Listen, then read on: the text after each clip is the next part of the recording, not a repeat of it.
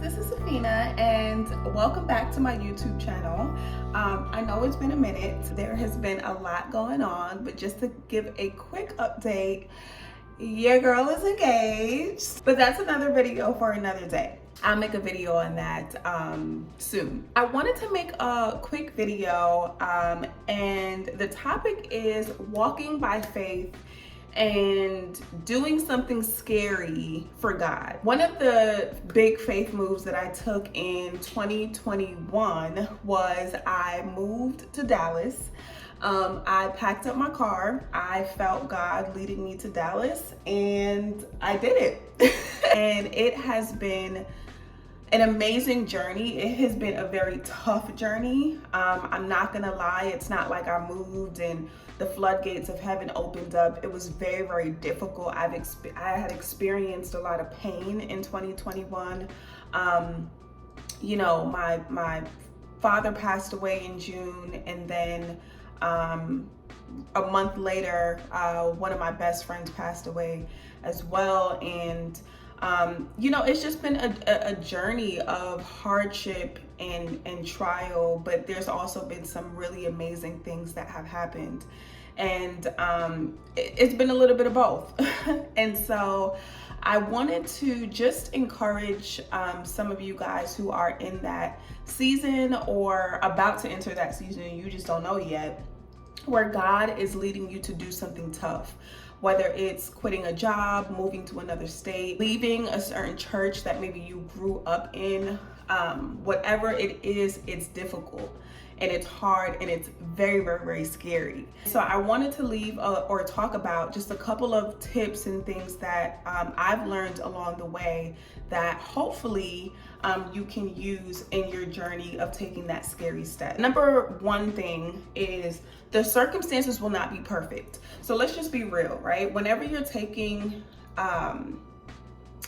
whenever you're making a transition or you're doing something, for example, use the example of moving, right? When you're moving or you're considering going to another state, you have to think about, you know, the practical things. Okay, where am I gonna live?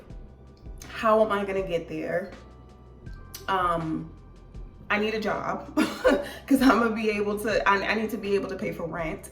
How am I going to live and sustain myself? And so I would say do and plan as much as you can, because planning is biblical, right? Like planning and being prudent is biblical. So if you feel that call now, I would say start planning, right? Start looking up jobs, moving in faith, looking up jobs and interviewing, looking up apartments, saving, all of these things. Do what you have the ability to do now, but also understand that when it is time to pull the trigger, the circumstances may not be perfect. So you may not have as much money as you feel comfortable with, or you may not have, you know, everything specifically lined up in the way that you feel safe with. But when it's time, it's time. When it's time to go, it's time to go. And you have to trust that if God is truly calling you to do something, He is going to give you and equip you with what you need to do it. So when you think about, let's just say you have a daughter or a son and you send them to the store, right? You send them on a mission to pick up something from the store. You know, you're going to make sure that they have the money to be able to go into the store, and that they have enough money to go into the store and purchase whatever it is that they need to get for you, right? So it's the same thing with God. If God is calling you to something, and if He's calling you to fulfill a certain purpose in that season, then He's going to provide for you what you need. And so yes, get your ducks in a row and be prudent, but understand that if there's a duck that's a little off to the side, you know, God knows how to get you to where He's trying to get you to. Seek wise counsel, but also vet who that wise counsel is.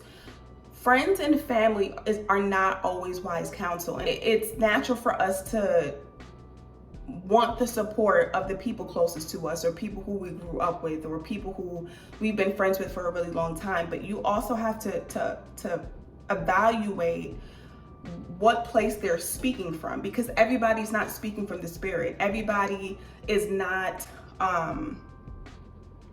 in a place where they're trying to follow God's will for their life. So a lot of times when people are giving you counsel, if they're not speaking from that place of the Spirit, they're going based off of personal opinion, they're going based off of fear, they're going based off of what they feel like they can and cannot do. So they're projecting that onto you. It doesn't mean that they don't love you, doesn't mean that they don't care about you, but a lot of times God will give you a vision that other people can't see. God will give you insight, and He gave you the insight, and other people are just not going to get it. And so you can't, one, force other people to get it, and number two, it's not your job to convince them. And so let go of the need for the people closest to you to get it, because sometimes they don't. And so also know that wise counsel is not always the people closest to you. And if you don't have that wise counsel, then pray for it. Be straight up and be honest with God and say, okay, God, this is what I feel like you're leading me to do. Send people to confirm it, because God will give a stranger more insight into His vision for you than somebody that is close to you. Sometimes God will use a complete stranger that doesn't even know you, but will have spiritual insight and be able to speak a word to you that confirms exactly what He's been speaking to you, and He'll do that through a complete stranger. So if you don't have that, ask God for it and He'll give it to you. The third thing is let go of your expectations. One of the things that I struggled with, sometimes we feel like, well, if you're doing something because God told you, you have these certain expectations, right? Like, okay, I'm walking by faith. I'm moving to this other state, or I'm taking this big jump. And so once I do that, the floodgates of heaven is going to open up the minute I touch foot on this land or in this state. And sometimes it doesn't happen that way. Sometimes there's a process. Sometimes it's a little rough. You got to think about an airplane, right? If you've ever flown before, you know that a lot of times there's turbulence before the plane lands.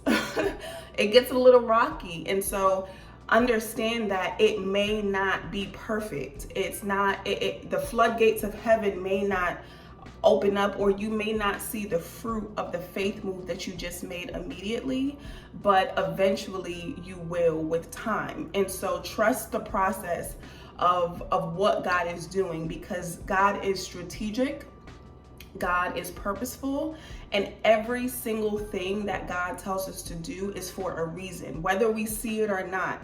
And this is where trust, undeniable trust, comes into play, to know, okay, God is not going to just have me going in circles. God is not going to just have me all over the place for absolutely no reason.